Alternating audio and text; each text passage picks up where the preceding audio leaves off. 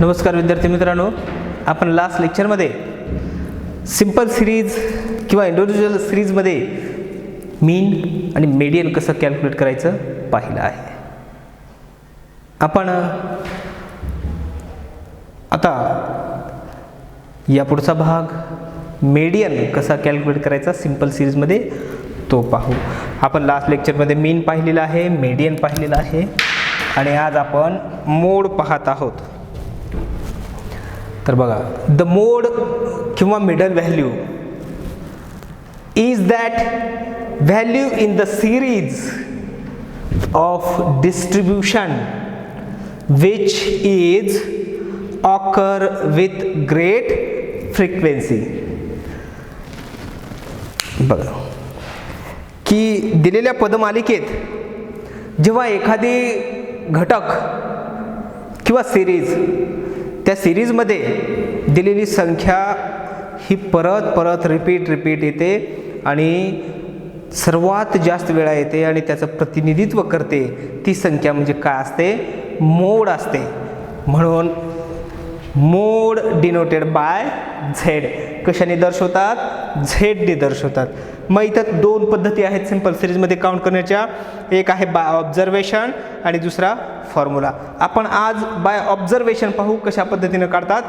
बघा, प्रश्न आहे आपल्या समोर, calculate the mode from the series. ब्रॅकेटमध्ये मी तुम्हाला समजण्यासाठी काय लिहिलेलं आहे? Observation method. बघा आता मी तुम्हाला काय दिलेलं आहे? Marks in math. मॅथमध्ये पडलेले काही गुण आहेत.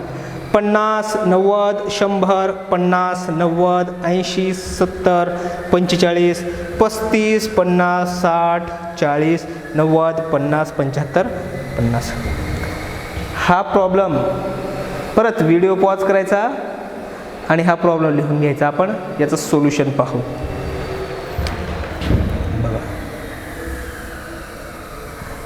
दोन कॉलम तयार करावे लागतील आपणास.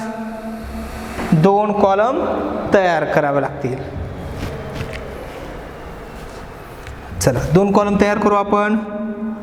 पहिल्या कॉलमला नाव द्या, इथं सोल्युशन लिहा. सोल्युशन. पहिल्या कॉलमला नाव द्या. काय दिलेलं आहे? Marks in math.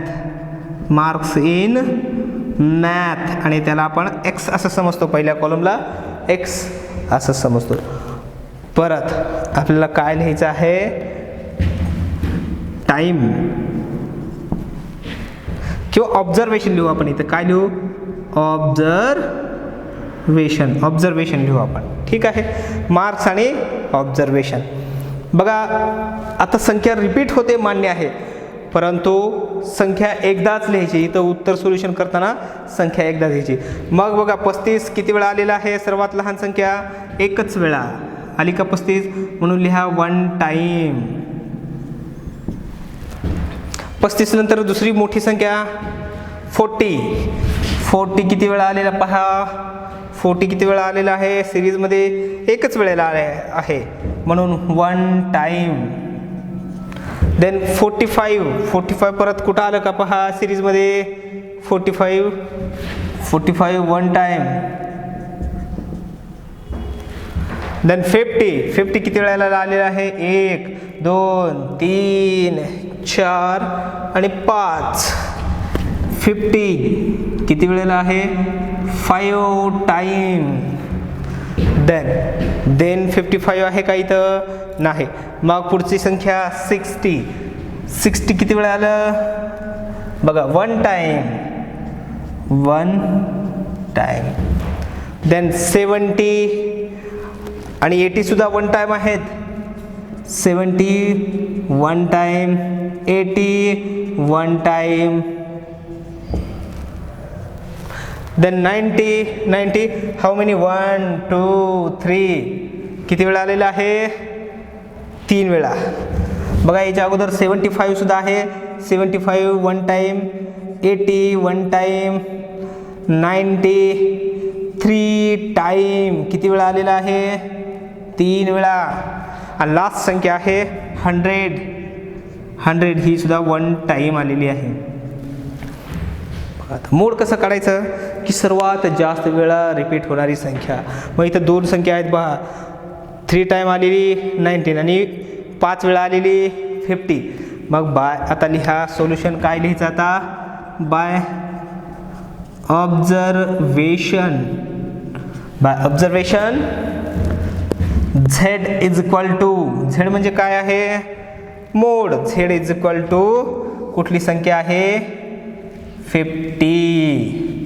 कशामुळं तर बाय ऑब्झर्वेशनमुळं काय आलेलं आहे z इज इक्वल टू 50. आणि आपलं फायनल उत्तर काय लिहितो आपण, काय काढलं आपण मोड, म्हणून मोड इज इक्वल टू 50 आणि याला ब्रॅकेट करायला विसरायचं नाही. अतिशय सोपं उत्तर आहे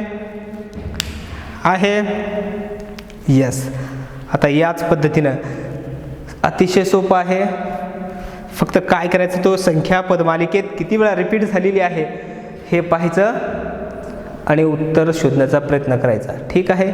आता आपण तुम्हाला काही उदाहरण देऊ, त्याची प्रॅक्टिस तुम्ही चांगल्या पद्धतीनं करा.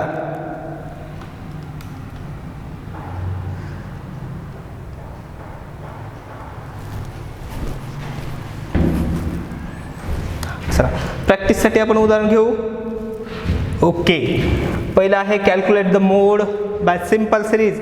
परत तुम्हाला मार्क देतोय मी, मार्क्स देतोय 80, 35, 90, 45, 45, 50, 80, 45, 75, 45, 75, परत 45, 35, 60 and 35. आता उत्तर लिहितानाच प्रश्न लिहितानाच तुमच्या लक्षात आलेलं असेल की मोड किती आहे. ठीक आहे. परत आता यानंतरचा आणखी कंटिन्यू लिहून घ्या. आता दुसरा क्वेश्चन, दुसरा calculate the mode simple series. आता प्राइस देतो तुम्हाला 500, 200, 300, 300, 200, 500, 300, 100, 700, then 700, 300, 800. ओके, या पद्धतीनं हे प्रश्न तुमच्या समोर आहेत. प्रश्न लिहून घ्या आणि याचं सोल्युशन करा. आणि तुम्ही सोल्युशन केल्यानंतर ज्या पद्धतीनं मला व्हॉट्सअप केला होता त्याच पद्धतीनं मला परत एकदा व्हॉट्सअप करा. मात्र तुमचं नाव लिहायला विसरायचं नाही, कारण तुमचं नाव त्याच्यावरती लिहिल्याशिवाय मला लक्षात येत नाही. मग परत त्यासाठी डिटेलमध्ये जावं लागतं तुमचं नाव शोधण्यासाठी. तर वेळ वाचवण्यासाठी तुम्ही तुमचं नाव आपणास सेंड करायचं आहे. तर या पद्धतीनं तुम्ही याचा अभ्यास करा. आपण उद्या फॉर्म्युल्यानं कसं काढायचं आणि परत एकदा मीन, मोड, मीडियन, सिंपल सिरीजनं कसं काढायचं हे आपण पाहू. तोपर्यंत धन्यवाद.